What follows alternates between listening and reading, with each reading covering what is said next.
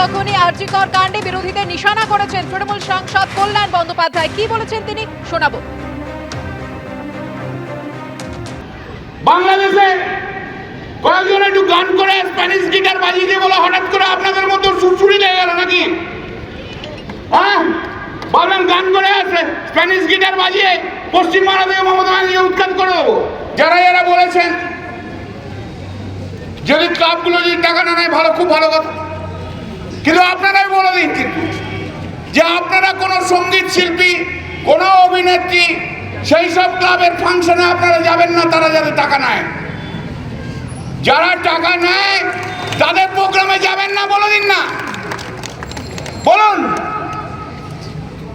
হ্যাঁ, বলে দিন তৃণমূল কংগ্রেসের অর্গানাইজেশন থেকে যেখানে যেখানে যত প্রোগ্রাম হচ্ছে কোন সঙ্গীত শিল্পী যারা যারা আজকে প্রতিবাদ করছেন তারা যাবেন না, বলে দিন।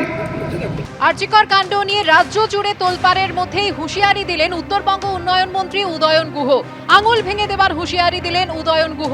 তিনি বললেন, যারা মমতা বন্দ্যোপাধ্যায়ের পদত্যাগ দাবি করছেন, যারা মমতা বন্দ্যোপাধ্যায়ের দিকে আঙুল তুলছেন, সেই আঙুলগুলো চিহ্নিত করে ভেঙে দেওয়ার বন্দোবস্ত করতে হবে। কি বলেছেন তিনি, শোনাবো। এই ঘটনায়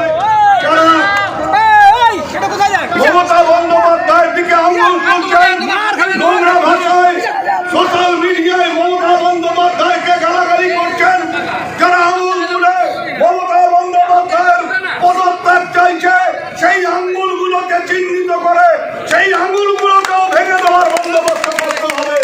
নাহলে পরে এরা বাংলাকে একটা নতুন করে বাংলাদেশ করবার চেষ্টা করবে, কিন্তু ওরা জানে না হাসিনা যে ভুল করেছে মমতা বন্দ্যোপাধ্যায় সেই ভুল করবে না, করেনি। তাই আরজি করে ওইভাবে ভাঙচুর করার পরেও পুলিশ কিন্তু গুলি চালায়নি। পুলিশ এখানে বাংলাদেশ করতে দেবে না, সরকার এখানে বাংলাদেশ করতে দেবে না। এই মুহূর্তে আমরা টেলিফোনে যোগাযোগ করে নিয়েছি শিলিগুড়ির বিজেপি বিধায়ক শঙ্কর ঘোষের সঙ্গে। শঙ্কর বাবু, আপনি শুনলেন উত্তরবঙ্গ উন্নয়ন মন্ত্রী উদয়ন গুহ একেবারে প্রকাশ্যে দাঁড়িয়ে এই হুঁশিয়ারি দিচ্ছেন, আঙুল ভেঙে দেওয়ার হুঁশিয়ারি দিচ্ছেন, এবং আশপাশে তৃণমূলের জেলা নেতৃত্ব দাঁড়িয়ে রয়েছেন, তৃণমূল সাংসদ দাঁড়িয়ে রয়েছেন। দেখুন, উদয়ন বাবু যে ওনার চোখ আছে, উনি যে এখনো দেখতে পাচ্ছেন, সেটা প্রমাণ দেওয়ার জন্যই তিনি এই মন্তব্য করেছেন।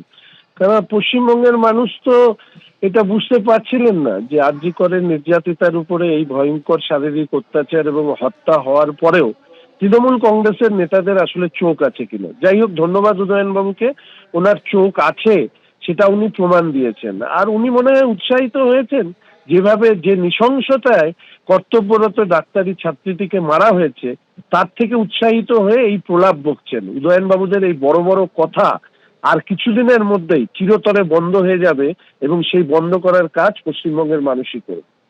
ধন্যবাদ শঙ্কর বাবু। উত্তরবঙ্গ উন্নয়ন মন্ত্রী তিনি প্রকাশ্যে হুঁশিয়ারি দিচ্ছেন আঙুল ভেঙে দেবার। যারা মমতার দিকে আঙুল তুলছেন, পদত্যাগ দাবি করছেন, সেই আঙুলগুলো চিহ্নিত করে ভেঙে দেবার বন্দোবস্ত করতে হবে। কি বলেছেন তিনি, শোনাবো। এই ঘটনায় মমতা বন্দ্যোপাধ্যায়ের দিকে আঙুল তুলছেন, নোংরা ভাষায় সোশ্যাল মিডিয়ায় মমতা বন্দ্যোপাধ্যায়কে গালাগালি করছেন, যারা আঙুল তুলে মমতা বন্দ্যোপাধ্যায়ের পদত্যাগ চাইছে, সেই আঙুলগুলোকে চিহ্নিত করে সেই আঙুলগুলোকেও ভেঙে দেওয়ার বন্দোবস্ত করতে হবে।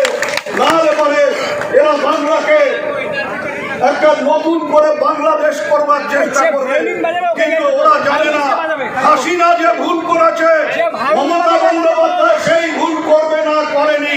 তাই আরজি করে ওইভাবে ভাঙচুর করার পরেও পুলিশ কিন্তু গুলি চালায়নি। পুলিশ এখানে বাংলাদেশ করতে দেবে না, সরকার এখানে বাংলাদেশ করতে দেবে না।